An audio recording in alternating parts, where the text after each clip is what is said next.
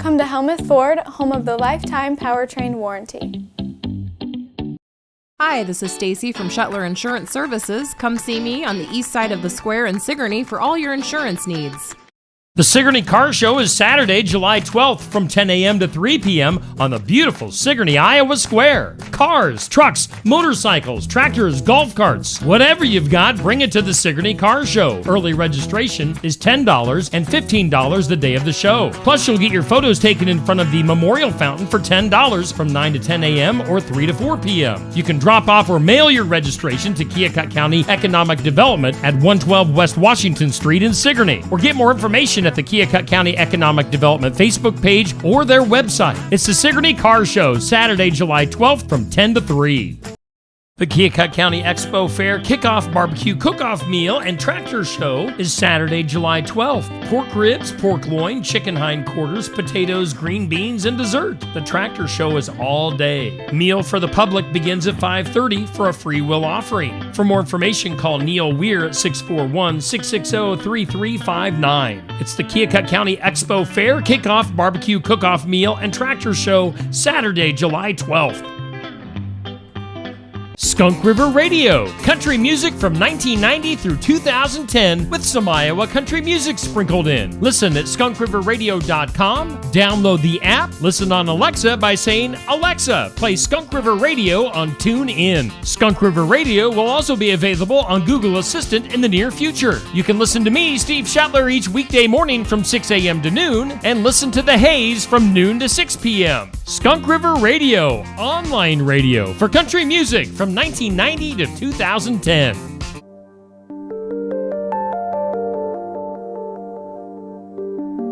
Hey, this is Fred Ottman, Tugboat Typhoon, the Shockmaster, the B-A-double-D, Big Steel Man. And the card is subject to change. Watch it. Welcome back to the show! Welcome back to the show!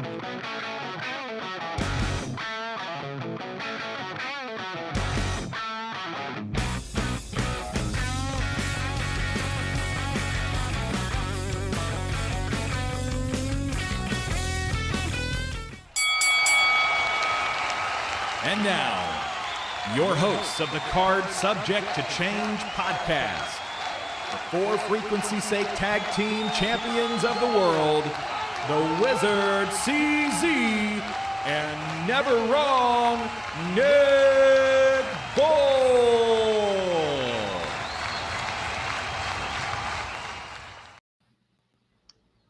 Hello, everyone, and welcome to another exciting edition of the Card Subject to Change podcast, the podcast by the fan, for the fan. Of course, I'm your host, Never Wrong, Nick Bull. So happy you have joined us. So happy you found us.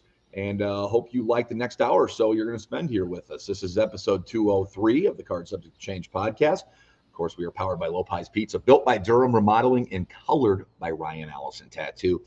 I would be remiss, of course, if I did not mention my tag team partner could not do this alone. He is one half of the For Frequency's Sake Tag Team Champions. We are also co-host of the Card Subject to Change podcast. He is also my tag team partner, co-host, and fellow wrestling fan. The one, the only, the Wizard CZ Wiz. How are you doing, bud? Man, I am doing good. I'm a little on the tired side, and I don't know why, but I feel good. I feel good. You don't know why? I'll break it to you. It's a holiday weekend. That's fair. When holiday weekends happen, you lose track of days. Like, I, for a second, like 3 hours ago, kind of shook my head and had to realize, like, oh, I got to go back to work tomorrow. Like, oh, that's it. It's Sunday. Okay. All right. Okay. It's, we've been sitting around celebrating here for the last few days. It's been hot, and hope everybody's been having a safe and happy 4th celebration and managing the heat out there. But we are here, of course, to talk about wrestling. So you're probably tired because of the long weekend. Didn't feel like it, though. It went by too fast. We got plenty in the tank. I can't wait to meet our guest, CZ, and start talking wrestling. Absolutely.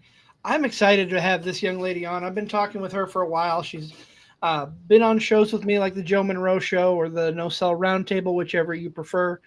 She is one of the best referees on the independent scene. Let's welcome in one Jana Pride. Gina, Oh, welcome to the goodness. show. Thanks for putting pressure on me right away. One of the No, best. no. He's really, Jana, he's really good at that, putting pressure on you. Yeah. No, I feel it all the time. I feel it all the time. He's kind of a tyrant in that regard. No, I'm just kidding. He's not. You're like my dad in the 3rd grade. Put that pressure on me, and I'm just going to let you down. No. Welcome to the show. We're so glad that you're here. I know CZ has talked to you before. I have not, and I'm happy that you're here with us on the show. Jana, I'm going to ask you the same question I ask every other guest we have here for the first time. Why pro wrestling? What was it about pro wrestling that got you and lured you in?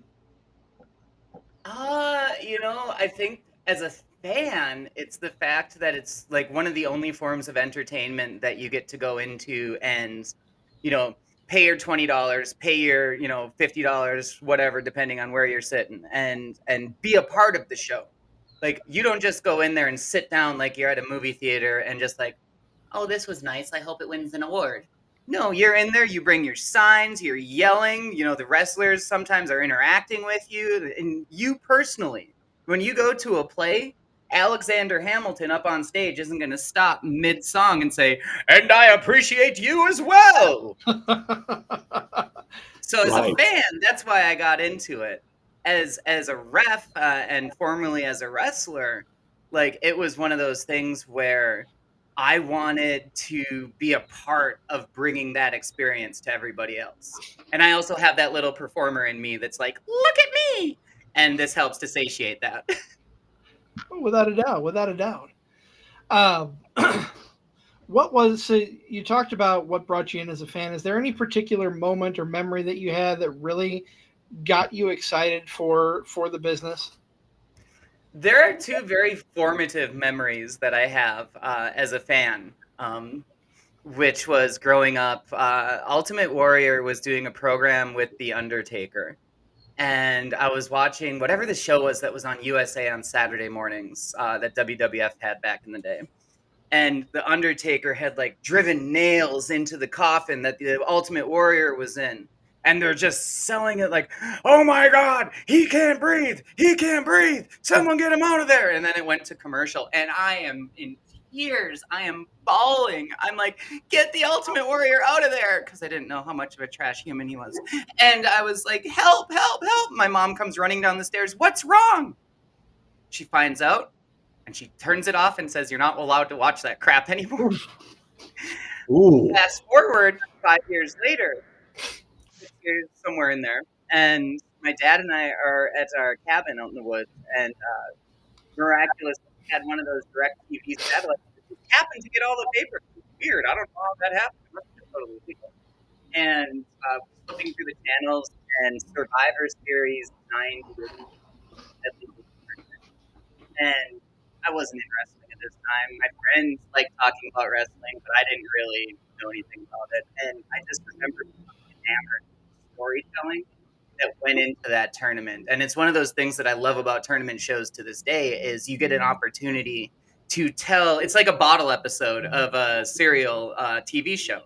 You get to tell an entire story in this one show and help and let people go along for the ride. So you got the story of the whole show and then the little stories of the individual matches nested into it. And for a fan, I started watching that and just thought, wow, okay, this actually is cool. It's not like I was kind of hyping myself to believe that, oh, what's that wrestling crap? What was your favorite match off that show? I don't even know. For me, it was more the spectacle, because at the time I didn't really have any kind of appreciation for wrestling. And to this day, it's really more the spectacle. So when Vince McMahon came out and was introducing Mankind's first opponent, and he's hyping him up, and I'm like, oh my God, who is this guy? I mean, I know enough from the video packages to know that this Mankind guy must be pretty good. And then Gilbert comes out, or it was just Dwayne Gill at the time. And I'm like, what is this? This is amazing. I love this. And to this day, like, comedy wrestling is to me, that's the best form of wrestling. For sure. I people poo-poo on it, but I think there's a place for just about anything in wrestling. And, I think people hear comedy and then they think, oh, it's not going to be a good story, or it's not, and that's not the case whatsoever. You're talking about Survivor Series Deadly Games. I love the theme song from that. The "It's a Deadly Game." Oh, the horrible theme song they had for it. But you're right. I do love tournament shows. They've kind of dumbed down the King of the Ring now. But before it was all done in one night, and having it done in one night was kind of always cool because injuries always played a part. And, I always felt that the King of the Ring was a bigger deal when it was a standalone. When Bret Hart won, when Owen Hart won, even, back in those days, that's the King of the Rings. I wish they would go back to the one-night tournament. But I love tournament-style wrestling like you were talking about. Who is the best King of the Ring ever, and why is it Billy Gunn? Ooh.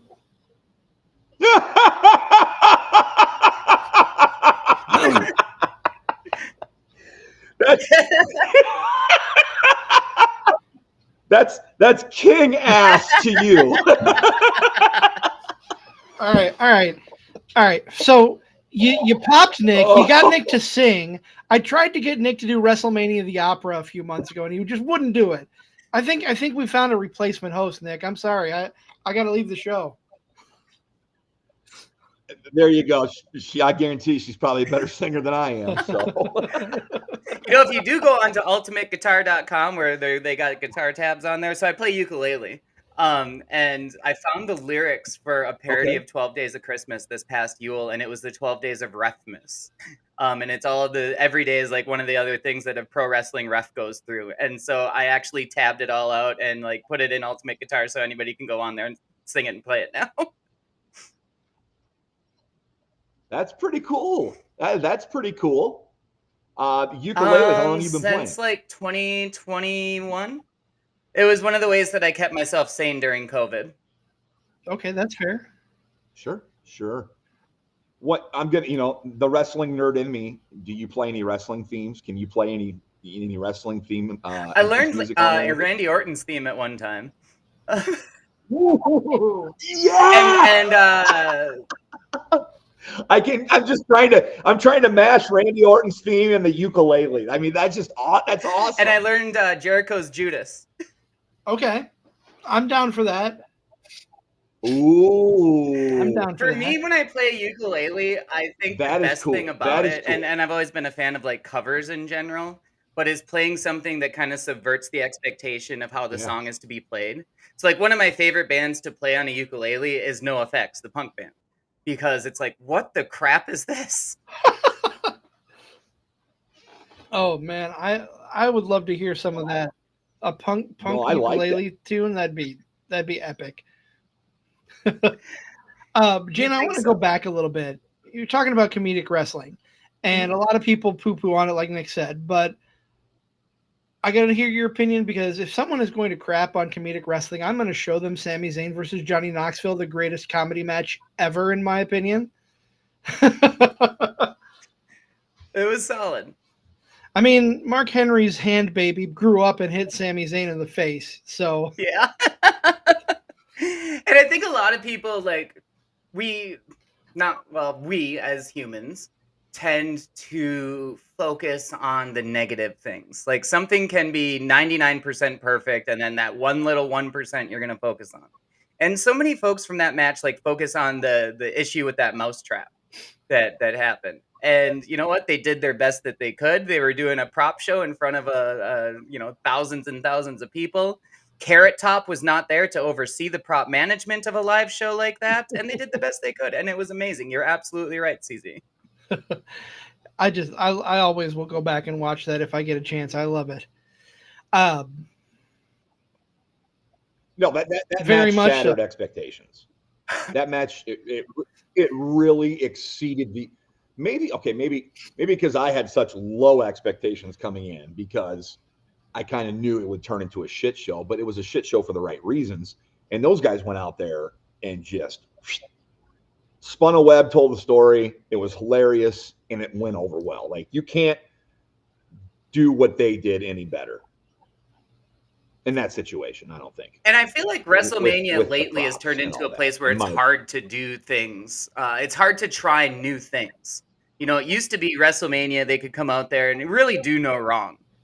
For God's sake, they brought Pete Rose in multiple times to just be pile driven by Kane in various ways. But now it's like, oh, we see this WrestleMania as like this sacred thing, and God forbid you put anything on but 5-star bangers, you know, or bell to bell. And it's kind of weird. I agree. I mean, you can't have a show that is just 5 stars all across the board, in my opinion. It takes away from, you need that ebb and flow for a good show, in my opinion. It has to have those ups and downs. Otherwise, you need, how do I want to put this? You need that break every once in a while from the excitement. Otherwise, you're gonna be dead to rights by the end of the show. Yeah. You know, Nick, to your point, Tucker. When you're on a roller coaster, you're not going downhill the whole time. Right. Yeah, exactly. When you're on a roller coaster, you're not downhill the whole time. You got it, so it's an ebb and flow. And I just think, unfortunately, like the shift of the whole, like the majority of a wrestling community, they want to watch just the 5-star banger after banger, and good for them. But I am told, and comedy, there's definitely like look at this way, like Outrunners. I would label them a comedy tag team. Is that wrong, CZ, in labeling them comedy? They've kind of gotten their push, their connection with fans, because they're kind of a comedy act. But they went on to put on a serious match with FTR last night on Collision 100. Go back and watch it if you get a chance. And so, that's a role that your promoter needs filled, right? So those guys are filling it, and people get pigeonholed into that, and they shouldn't be, in my opinion. I forget who said it. I mean, it's been multiple people over the years, but wrestling has often been compared to a 3-ring circus. And the reason there's 3 rings in the circus is because there's a little bit of everything. You don't like the clowns, maybe you like the elephants. You don't like the elephants, well, maybe you'll like the acrobats.